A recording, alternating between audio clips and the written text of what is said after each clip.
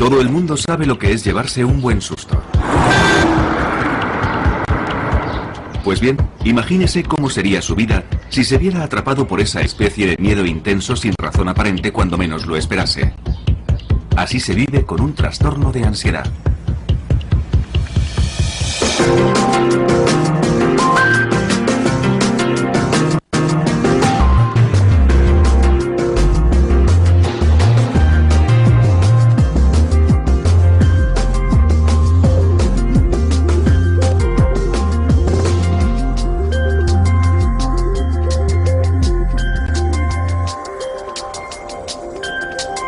Es normal sentir desasosiego en situaciones angustiosas o peligrosas, pero normalmente pasa rápido y la vida continúa. Sin embargo, la ansiedad es continua y para algunas personas no pasa. Se convierte en un problema que termina controlando sus vidas. Me di cuenta de que me dejaba llevar por el pánico cada vez que salía de casa. Mi casa era el único lugar seguro, así que si estaba dentro de estas paredes me sentía segura. Incluso tener que ir al buzón era algo tremendo.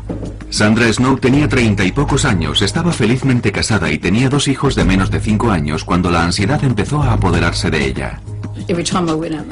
Cada vez que salía y cogía el coche, estaba deseando volver a casa.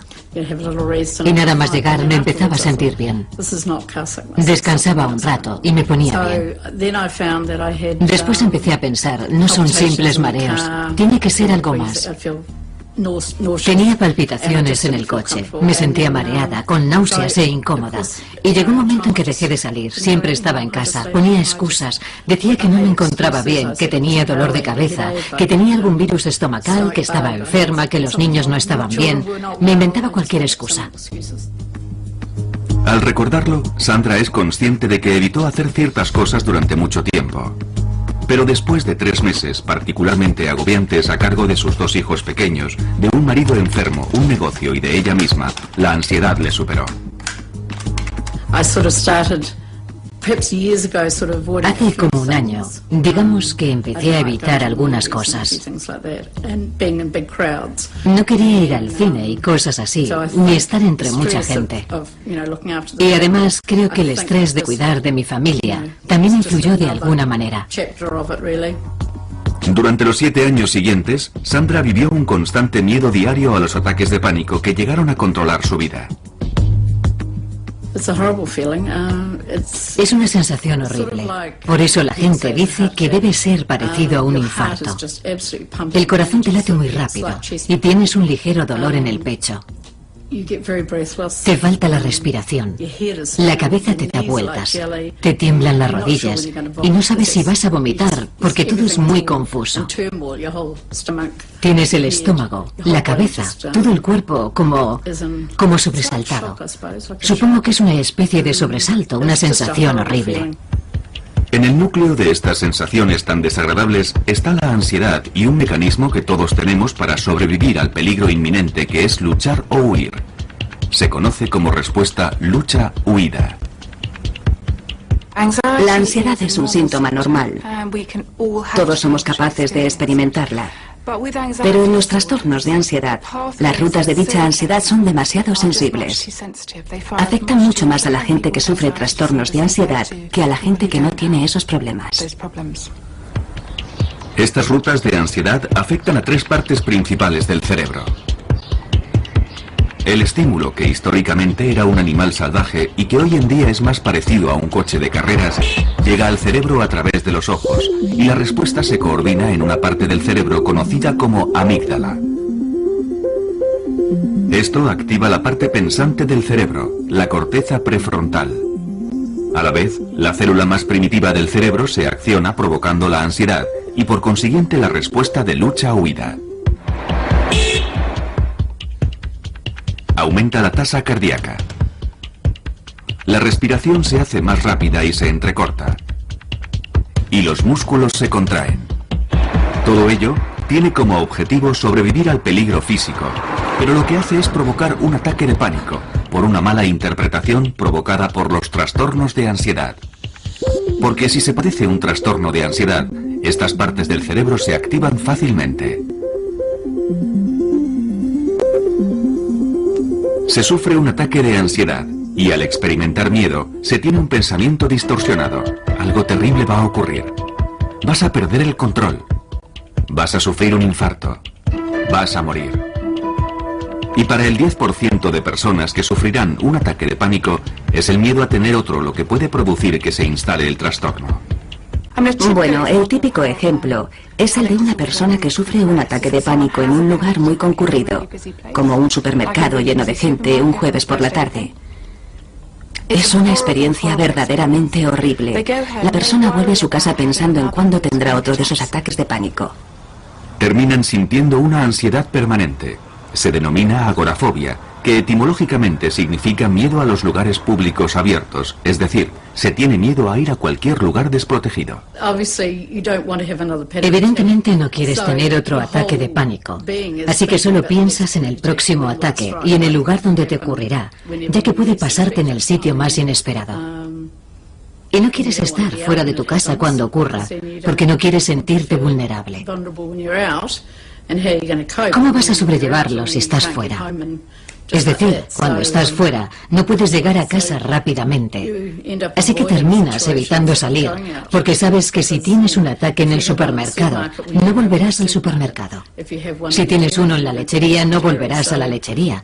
Y terminas evitando todo lo que te hace sentir incómoda, que finalmente es todo. Durante 7 años, Sandra apenas salió de su casa. Y mientras algunas personas que sufren ataques de ansiedad o agorafobia tienen muy pocos ataques de pánico, para Sandra formaban parte de su vida y cualquier cosa podía desencadenarlos en cualquier momento, como por ejemplo salir por la puerta de su casa. Digamos que mi desafío cada mañana era salir a recoger el correo. Me obligaba a hacer ese tipo de cosas insignificantes. Pensaba que ir al buzón era mi forma de hacer algo. Me hacía sentir un poco útil, así que ir a recoger el correo era una especie de objetivo diario. Incluso haciendo eso, el riesgo de sufrir un ataque de pánico siempre estaba ahí y siempre era muy desagradable. Te tiemblan las piernas. Sientes que te tienes que agarrar a algo. Yo me tenía que agarrar a lo que fuera. Si no tenía un bastón, me tenía que agarrar a un seto o a algo que tuviera cerca. Pero tenía que agarrarme a algo para no descentrarme, para poder dar el siguiente paso. Necesitaba algo donde agarrarme. La cabeza te da vueltas. El corazón se te acelera. Yo no podía mirar a los lados, solo podía mirar al buzón y después darme la vuelta y volver. A veces incluso le era difícil hacer las tareas domésticas por el efecto que tenían en su ritmo cardíaco. Creo que es porque cuando haces algo extenuante, aunque pasar la aspiradora no lo sea, estás haciendo algo que acelera tu ritmo cardíaco. Y esas palpitaciones son parecidas a las que tienes cuando sufres un ataque de pánico. Es una sensación que la mayoría de la gente ni siquiera nota y aunque lo hagan no le dan importancia. Pero cuando se padece un trastorno de ansiedad, el aumento del ritmo cardíaco puede activar la ruta hacia la amígdala, que a su vez activará la ruta a la parte pensante del cerebro, donde se malinterpretará como el comienzo de un infarto. Por eso se siente ansiedad y el ritmo cardíaco se acelera y las rutas se activan. Es un círculo vicioso que termina en el ataque de pánico que se estaba intentando evitar a toda costa.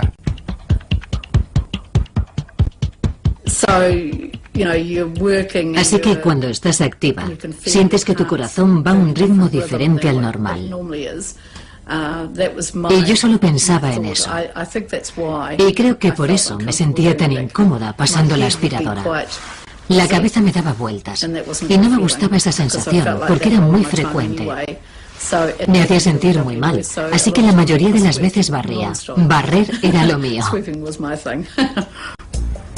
Dependiendo de la naturaleza del trastorno de ansiedad, se dejan de hacer ciertas cosas para evitar lo que se cree que provocará el siguiente ataque de pánico. La palabra ratones no se podía decir en casa. Ni ratón. Tampoco podía ver fotografías de esas cosas en casa. Ni ratón. Tampoco podía ver fotografías de esas cosas en la casa por mi miedo a tener un ataque de pánico y morir. Una de cada 5 personas sufrirá un ataque de pánico en su vida y un cuarto de ese porcentaje padecerá una fobia específica. Muchos saben lo que es sentirse incómodo cerca de una araña o de un perro. Pero si se padece una fobia específica, esas cosas y el ataque de pánico que pueden provocar adquieren proporciones aterradoras. Una de las partes principales de un ataque de pánico que no se da en la ansiedad normal es tener una sensación de fatalidad inminente, además de unas sensaciones físicas verdaderamente intensas. Cuando Joyce Waddington tenía 20 y pocos años y 2 niños menores de 5 años, su enorme deseo por evitar más ataques de pánico superaba con creces los niveles de ansiedad normal. Bueno, mi paranoia llegaba al punto de pensar que había ratones en el tejado. Creía que había miles de ratones y que un día se derrumbaría y todos los ratones me caerían encima, por todo el cuerpo. Ver un ratón me matará, porque sufriré un ataque de pánico tan grande que moriré. Joyce era presa de una fobia totalmente desarrollada a los ratones, una fobia específica o simple. Es cuando la gente tiene un miedo concreto a cierto tipo de situaciones, a un objeto o a un animal del que están cerca. Y al quedar expuestos a ello, o simplemente el pensar en estar cerca, tienen una reacción inmediata de ansiedad, pasan mucho miedo y quieren huir, y terminar con esa situación o resisten con gran dificultad. Normalmente se trata de alturas, espacios cerrados, espacios abiertos, fuertes vientos, agua, perros, gatos, serpientes, arañas, polillas, pájaros, insectos, ratones, agujas, sangre, médicos, hospitales. Hay cientos de fobias, pero estas son las más comunes. Todo parece bastante inofensivo, pero cuando se tiene una fobia específica, esta puede controlar la vida de una persona. No me podía quitar de la cabeza la obsesión de que había ratones en cualquier sitio.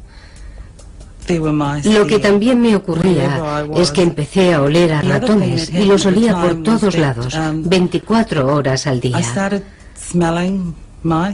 Mentalmente, intentaba quitarme la idea de que había ratones en mi casa y en la de los demás. No era solo en mi casa.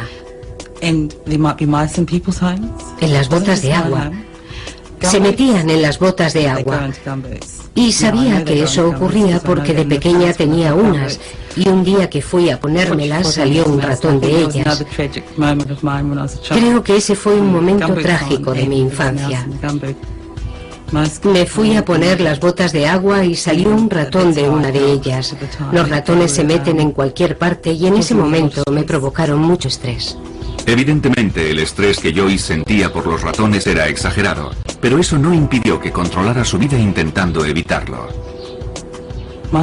Los ratones se meten en las despensas y estuve muchos años sin abrir una. Lo que hacía era poner en la encimera todo lo que normalmente se guarda en los armarios de la cocina y que utilizaba a menudo, o lo ponía en otros sitios para no tener que abrir los armarios.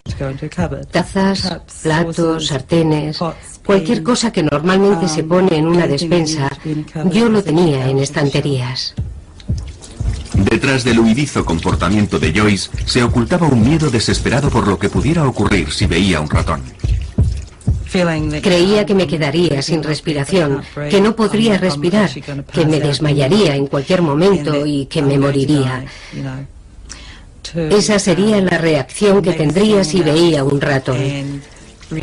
Recuerdo que en una ocasión me subí a una mesa. Creo que estuve subida unas 6 o 7 horas. Me quedé paralizada. No me podía mover. Creo que se denomina estado catatónico. Es cuando la gente se queda paralizada en un determinado momento. Hay quien tarda un buen rato en salir de ese estado. Yo solo pensaba en que viniera alguien a salvarme y todo terminó bien. Pero no podía bajar sola, porque ni siquiera sabía que estaba subida a la mesa. Mi marido no estaba en casa en ese momento, así que tuve que esperar a que llegara y ahí estaba yo, subida a la mesa. Y se quedó como diciendo, Dios mío, ahora me hace gracia, pero entonces no me hizo ninguna. En cualquier lugar, pero sobre todo fuera de su casa, el miedo a los ratones siempre acompañaba a Joyce. Nunca me sentía segura. Podía estar paseando por la calle y el miedo estaba ahí. No me sentía segura. De hecho, llegó un momento en que conocía mi casa, conocía todos los rincones de mi casa y me aislé mucho. Cuando salía no conocía las casas de otra gente, no las conocía. Joyce terminó por no salir para nada de su casa. Creo que debieron ser unos 11 o 12 años, quizás. No salía de casa. Era más fácil quedarme y no salir, estar en casa con mis hijos. Y sí, supongo que aislarme. El miedo de Joyce a los ratones era muy intenso y no había nada que su marido ni nadie pudiera hacer para que cambiara. El objeto de tu miedo se convierte en algo aterrador y se tiene que evitar a toda costa. Por eso solo piensas en esa parte del problema y no en que pueda haber otras formas de resolverlo. Piensas que te dan mucho miedo los ratones y sabes que es algo que quizás no le ocurre a la mayoría de la gente, pero para ti no hay nada que se pueda hacer al respecto. Y mi marido era muy bueno diciéndome, no hay ratones ahí, es todo psicológico. Y yo respondía, no, sé que hay. Y a pesar de todo lo que me decía, yo seguía pensando que había ratones. No me importaba lo que dijera, estaba convencida de que había ratones. Pero gracias a su marido y a un artículo periodístico conoció una asociación que tenía una línea telefónica de ayuda a las 24 horas del día para fóbicos. A partir de ahí todo empezó a cambiar. Y me dijo, creo que esto es lo que te está ocurriendo a ti. Deberías llamar a esta persona. Así que llamé a Marcia y empecé a hablar con ella por teléfono. Y me empezó a informar sobre el miedo que padecía. No supe que se trataba de una fobia hasta entonces. Y volví a recuperar mi vida, porque había dejado de tenerla hacía 12 años. Algo hizo que Joyce se diera cuenta de lo que le ocurría, y al ser consciente de que tenía un problema, supo que existía la posibilidad de hacer algo al respecto. Hasta entonces, había asumido que el miedo a los ratones era parte de sí misma, por lo que la idea de someterse a un tratamiento nunca se le había pasado por la cabeza. La gente suele sufrir trastornos de ansiedad mucho tiempo antes de ser consciente de ello. Los consideran parte de su personalidad. Piensan, es mi carácter, me preocupo por todo. No lo consideran una enfermedad. No son el tipo de cosas que cuentan al médico. Se va al médico por un dolor de garganta o de extremidades, pero no por ciertos aspectos de la personalidad.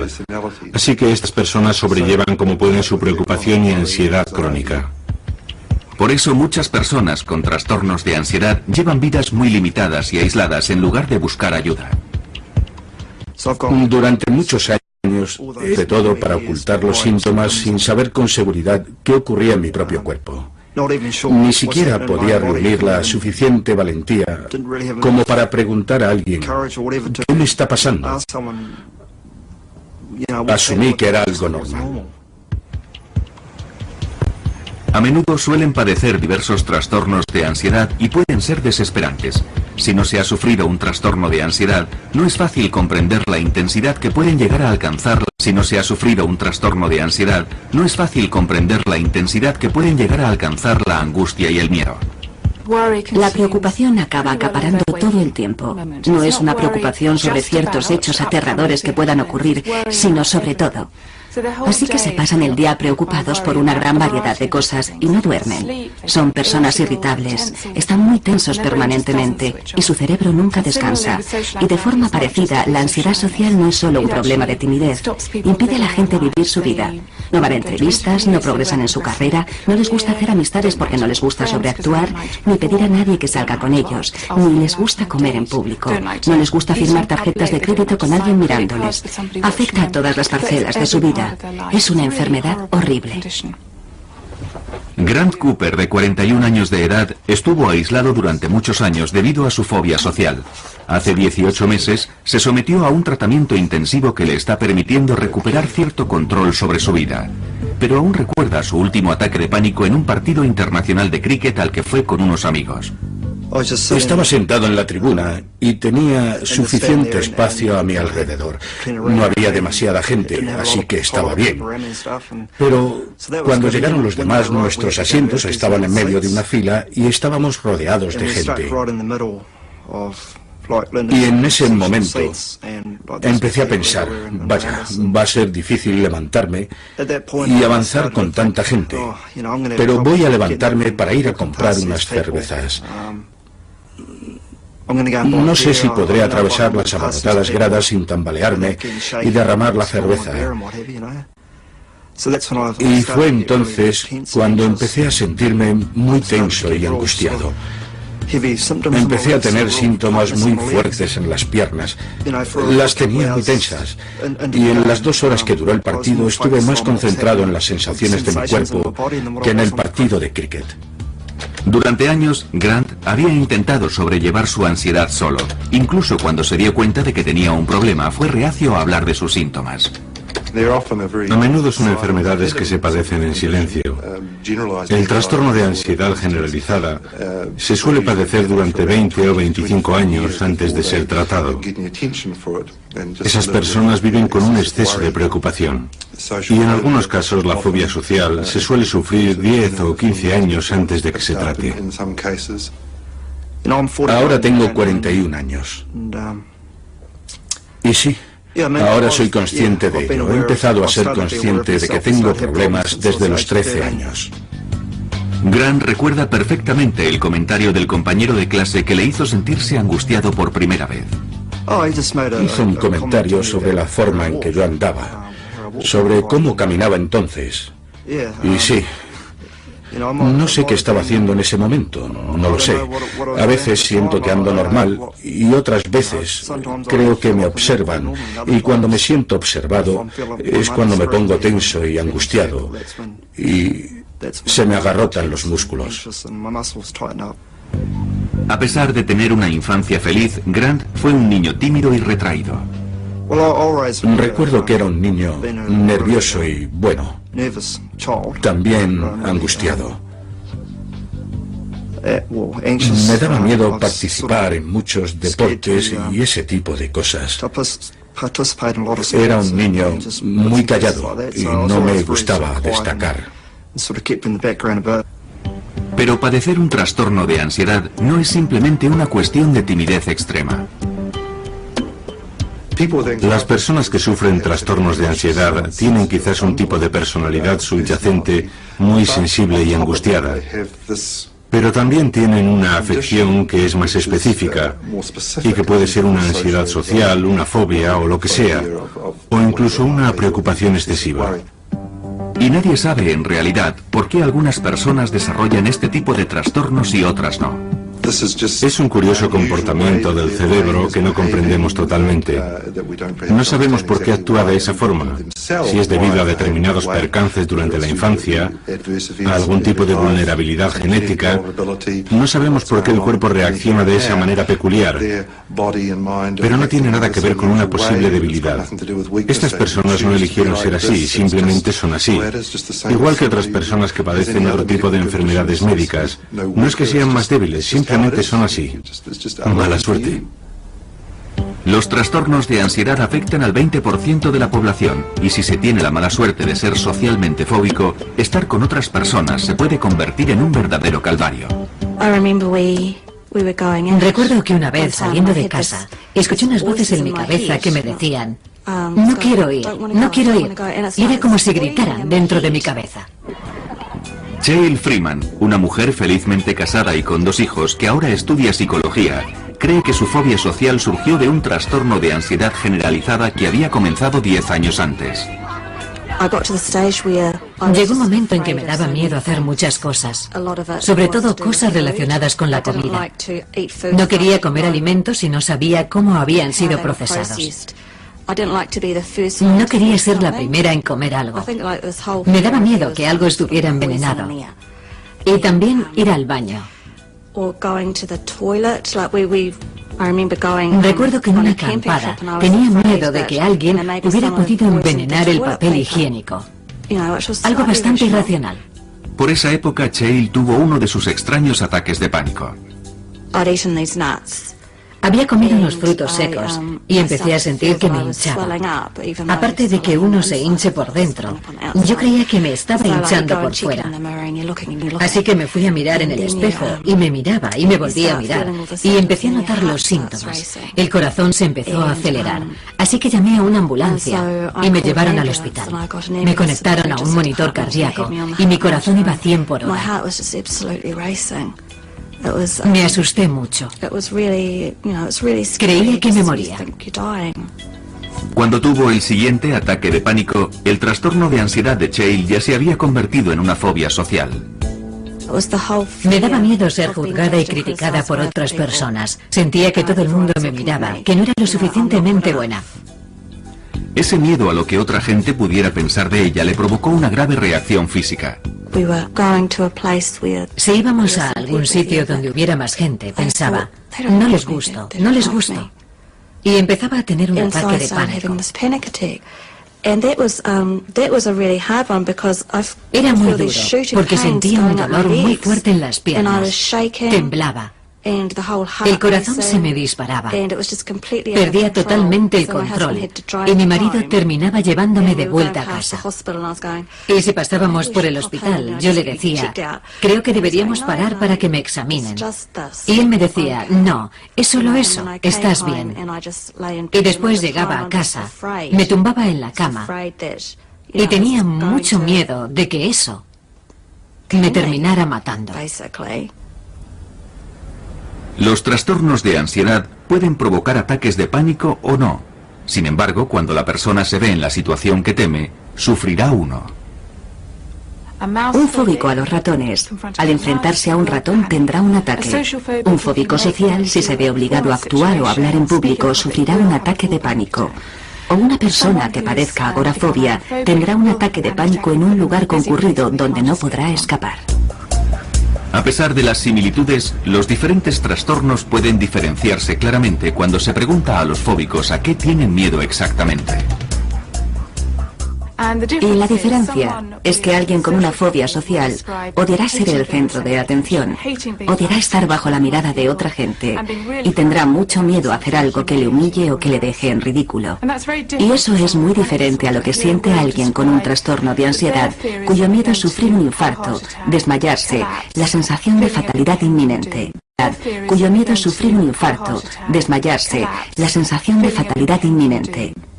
Con esa pregunta se obtienen respuestas muy diferentes. Otras diferencias son que alguien con fobia social no querrá tener a nadie cerca para que nadie vea lo humillante o lo estúpido que parece, mientras que alguien con un trastorno de pánico sí querrá tener a alguien cerca para que le ayude en caso de sufrir un infarto o algo así. Y las rutas del cerebro que están activadas también diferirán dependiendo del trastorno que se padezca. Cuando se han estudiado grupos de personas con estas afecciones y se han analizado qué partes del cerebro se encienden y cuáles se disparan en una situación que provoca ansiedad, parece que también son diferentes dependiendo del trastorno que se sufra. Por tanto, con la ansiedad social, parece haber más actividad en la parte pensante del cerebro y en la amígdala que coordina la respuesta de la ansiedad. El trastorno por pánico activa esas dos partes del cerebro, pero también la parte inferior y más primitiva del cerebro responsable del lado físico de la ansiedad. Lo que se hace como resultado de la ansiedad también difiere. Alguien con fobia social, a quien no le gusta comer en público, se sentará de espaldas a la puerta para que nadie le pueda ver comer. Mientras que alguien con un trastorno de pánico se sentará muy cerca de la puerta para poder salir corriendo si sufre un ataque de pánico. Igualmente, en la cola de un supermercado, las personas con fobia social sentirán cada vez más ansiedad a medida que se acercan a la caja porque alguien les va a mirar. Van a tener que firmar su tarjeta y les temblará la mano y todo el mundo lo verá. Sin embargo, alguien con trastorno de pánico se sentirá cada vez más angustiado porque no puede salir de ahí. La agorafobia de Sandra era tan intensa que evitaba salir de casa. Sin embargo, no le impedía estar con gente. No padecía fobia social. No tenía problemas con los grupos sociales, pero salir y dejar la seguridad de mi casa era mi zona segura. Necesitaba el contacto con la gente, porque yo soy una persona muy sociable, igual que mi marido. Y los dos lo somos. Pero tener gente en mi casa era algo diferente. Los ataques de pánico que tenía me incomodaban mucho, porque tenía que irme al dormitorio o al baño para intentar que se me pasaran. Cuando sufría un ataque, tenía que volver a salir y ser sociable de nuevo. Hace 7 años que el trastorno de ansiedad no controla la vida de Sandra Snow. Atrás han quedado los días en que el simple hecho de tener que ir al dentista le provocaba un ataque de pánico. Lo peor fue un día que me dolía una muela y no podía salir de la cama. No podía parar de llorar. Sentía mucha pena de mí misma. Nunca tuve ganas de suicidarme. Nunca quise acabar con mi vida, pero sentía que ya había tenido bastante. Y fue entonces cuando llamé a la Asociación de Fóbicos. Sandra habló con alguien que había pasado por lo mismo que ella, y eso fue muy tranquilizador. Me explicó lo que yo estaba sintiendo. Le di un nombre. Yo no era estúpida, no estaba loca. La gente cree que cuando se tiene una enfermedad mental, se está loco. Hay muchos prejuicios en torno a las enfermedades mentales, y yo también los tenía, pero eso era antes. Evidentemente ahora no los tengo. Otra cosa que Sandra ya no tiene es una mente llena de pensamientos negativos. No siempre podía quitarme de la cabeza todos esos pensamientos negativos. No podía. Estaban ahí. Y no era por falta de confianza o porque no me sintiera bien conmigo misma. No era eso. Sin embargo, no podía librarme de ellos. Siempre estaban ahí. Estaban en mi cabeza permanentemente. Y no me podía acostumbrar a ellos. Pero no podía librarme de ellos tampoco.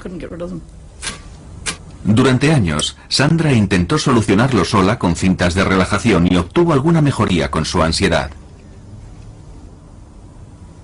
Pero era temporal. Me sentía bien. Me iba a dormir por la noche, pero al día siguiente todo seguía igual. Y aunque quería mejorar, sabía que no podría conseguirlo sola. Tras años de aislamiento en su propia casa por ansiedad aguda, finalmente Sandra fue a ver a un psiquiatra. El psiquiatra me dijo que tenía un desequilibrio químico, ya que mis niveles de serotonina estaban muy bajos. Una parte clave en el sistema de comunicación del cerebro, la serotonina neuroquímica, lleva señales por la sinapsis, los huecos que hay entre las células cerebrales. Los antidepresivos también se recetan para tratar la ansiedad. Funcionan inhibiendo la recaptación de serotonina y aumentan la cantidad que circula en la sinapsis. Las rutas de la serotonina en el cerebro comienzan en su parte primitiva, el cerebro central, y lo atraviesan. Y eso explica que el aumento de los niveles de serotonina tenga efectos beneficiosos en todos esos sistemas. Sandra no estaba muy convencida acerca de la medicación. Estuve llorando todo el camino de regreso a casa, pero sentía que era lo correcto. Sentía que estaba haciendo algo positivo y en el fondo me sentía bien. Y a pesar de que no fue fácil al principio, la vida de Sandra empezó a cambiar lentamente. Las primeras 2 semanas me sentía fatal, no me sentía bien y pensaba, ¿habré hecho lo correcto? Y después, poco a poco, empezó a apetecerme salir. Sentía que podía hacerlo. Y no me encontraba enferma ni incómoda. Poco a poco empezamos a dar pequeños paseos en coche, caminando por el barrio, y todo se fue arreglando. La medicación es uno de los dos tratamientos principales para los trastornos de ansiedad y a menudo se combina. El segundo es una forma de psicoterapia conocida como terapia cognitiva del comportamiento. Creemos que la terapia cognitiva del comportamiento rompe las rutas que afianzan y establecen estos trastornos. La terapia cognitiva del comportamiento actúa desde la corteza prefrontal hacia abajo para neutralizar las rutas afectadas por los trastornos de ansiedad. Una parte de dicha terapia es aprender a conocer los síntomas y romper el ciclo de ansiedad antes de que éste se produzca. Es duro, porque cuando te das cuenta de que estás angustiado, tu respiración se acelera automáticamente. Y claro, es muy difícil percatarse cuanto antes y decir, vaya, estoy teniendo ansiedad. Necesito concentrarme en la respiración. No se puede controlar sin que la gente se dé cuenta de que le está pasando, y eso ralentiza mucho las cosas. Pero cuando las cosas se tranquilizan, los síntomas empiezan a desaparecer. La terapia cognitiva del comportamiento también rompe las rutas de ansiedad intentando influir en cómo uno se siente. Las emociones son experiencias muy fuertes y también relativamente primitivas. Las emociones hacen trabajar a una parte del cerebro conocida como sistema límbico, y aprendiendo a controlar la manera de pensar, se pueden controlar de alguna manera las emociones y los síntomas físicos de la ansiedad. Un fóbico social, cuando está entre gente, piensa que todo el mundo le observa y odia ser el centro de atención porque está convencido de que va a hacer algo verdaderamente embarazoso. Con la ayuda de la terapia cognitiva del comportamiento, se aprende a tener un punto de vista más realista del mundo y a darse cuenta de que no se es el centro de atención. Al principio es duro. Sí, es duro. Pero cuando empiezas a desafiar a los pensamientos negativos, estos dejan de ser tan fuertes. Empiezas a estar por encima de ellos, pero al principio sí, sin duda alguna tuve que escribir muchas cosas y retar a mis pensamientos negativos con pensamientos positivos. Estas mismas técnicas ayudaron a Chael Freeman a escapar de la angustiada vida que llevaba, intentando evitar todas las situaciones que le pudieran provocar un ataque de pánico. La forma más fácil de impedir un ataque de pánico era evitar las cosas que me daban miedo. Y básicamente empiezas aquí. Te da miedo algo. Así que estás aquí. Y tu pequeña caja se hace cada vez más pequeña hasta que tu vida es así. Y mientras estés dentro de esa caja pequeña, estás completamente bien. No es una gran vida. No hay muchas cosas de las que disfrutar. Los estudios han demostrado que tanto la terapia cognitiva del comportamiento llevada a cabo correctamente como la medicación son tratamientos eficaces para el 60 o el 70% de la gente que padece trastornos de ansiedad. La terapia cognitiva fue una parte esencial en la recuperación de Chael, ya que le ayudó a superar su dependencia. Esencial en la recuperación de Chael, ya que le ayudó a superar su dependencia. Tienes que intentar volver a confiar en tu forma de pensar. Y hasta que lo consigues, utilizas el pensamiento de otras personas. Pero sí, esa es una parte muy importante del proceso para llegar a la etapa en la que puedes pensar, vaya, se me está acelerando el corazón. ¿Por qué? Ah, vale, porque he subido escaleras. O puedes estar en una situación en la que te sientes alterado o nervioso y piensas, bueno, no pasa nada porque esté nervioso. Todo el mundo puede estar nervioso. Hay que aprender a confiar en uno mismo. Chael combinó la terapia cognitiva del comportamiento con otras técnicas como el Reiki, la relajación y la meditación. Sin embargo, cree que fue la medicación a la que al principio fue tan reacia la que le ayudó a poner toda la teoría en práctica. Hice muchas cosas porque tenía miedo de la medicación. Era uno de mis miedos generalizados.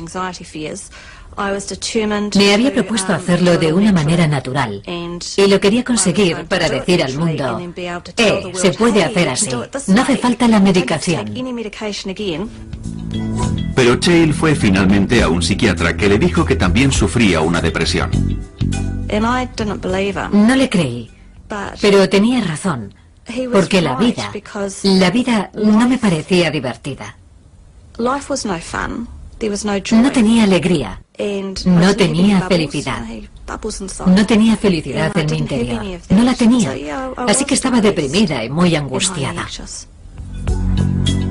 Chale empezó a tomar la medicación y tras varios meses aumentando gradualmente las dosis, consiguió controlar su ansiedad. La primera vez que me di cuenta fue en una boda. En la iglesia estaba muy contenta y pensé, vaya, esto está bien. Y después durante la cena y comí lo que habían puesto, todos los platos, y bebí un par de copas de vino y hasta bailé. Estaba muy relajada y pensé, es fantástico.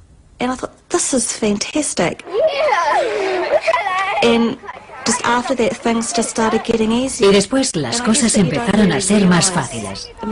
Y supongo que uno no se da cuenta en realidad. Es decir, no piensas todo el rato, vaya, lo he vuelto a hacer. Pero siempre te emocionas un poco. Piensas, sí, lo he hecho. Puede que a veces las cosas no salgan bien, pero tienes que pensar, de acuerdo, es un paso atrás. Pero con el tiempo, los buenos momentos empiezan a superar a los malos. Y llega un día en que deja de haber malos momentos. Dependiendo del trastorno de ansiedad que se padezca, otro posible tratamiento es la exposición gradual al objeto del miedo, lo que se conoce como terapia de exposición gradual. Forma parte de la terapia cognitiva del comportamiento y Joyce Waddington se estaba sometiendo a ella sin darse cuenta. Parte del mensaje de la terapia cognitiva es que no va a matarte.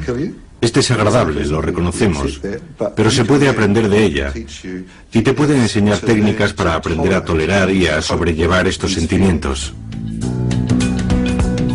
Al obligarse a permanecer en esa situación, el cuerpo se acostumbra a estos intensos sentimientos de miedo y ansiedad.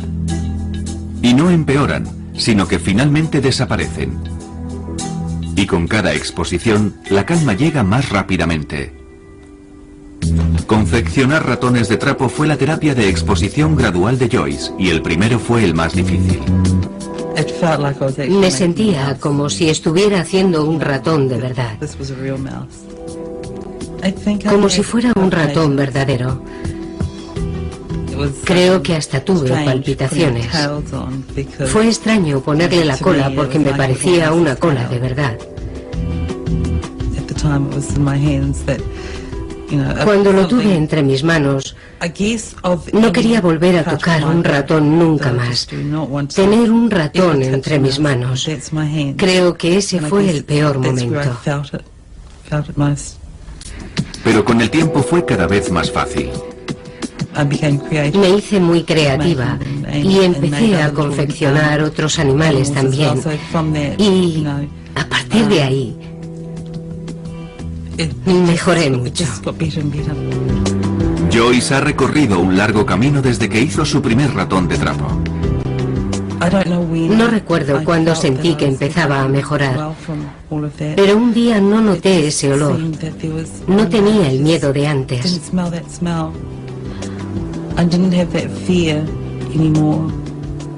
Y empecé a salir, a vivir. Podía conducir.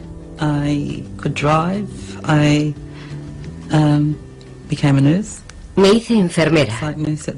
Enfermera de psiquiatría. Y empecé a vivir en el mundo de los vivos, supongo.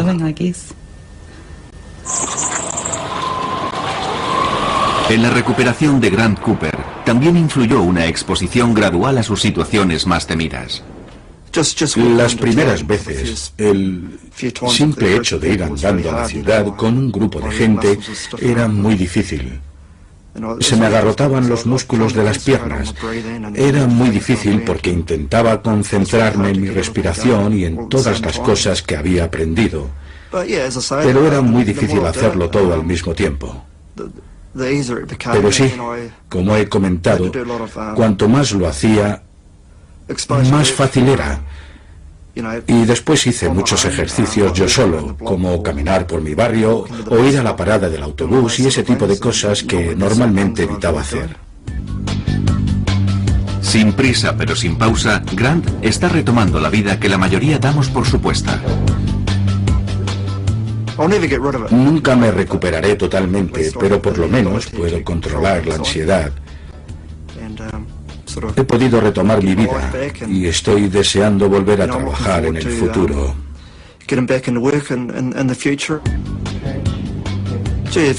Caray, si vieras cómo estaba hace 18 meses. Hace 18 meses me sentía como un mini roto y ahora me estoy empezando a sentir como un Rolls Royce. Está muy bien. El trastorno de ansiedad de Sandra Snow la mantuvo aislada 7 años, pero solo se arrepiente de una cosa. Si hubiera sabido que iba a ser tan fácil mejorar, ponerme bien, habría hecho algo al respecto antes. Sandra aún recuerda la primera vez que salió en coche, después de 7 años. Recuerdo que cuando salimos a dar una vuelta en coche, Greg decía que era como llevar a un turista a pasear, porque había muchos edificios nuevos que no conocía. Casas nuevas, calles nuevas, zonas renovadas, en fin, muchos cambios. También fui a ver a mis hijos al colegio y también fui a casa de mis amigos, ya que algunos de ellos se habían mudado y no había ido a visitarlos. Ahora tenía una vida, pero fue poco a poco. No salí como un toro bravo a hacerlo todo a la vez. Era como si un nuevo mundo se abriera frente a mí. Sí, fue genial. Fue genial.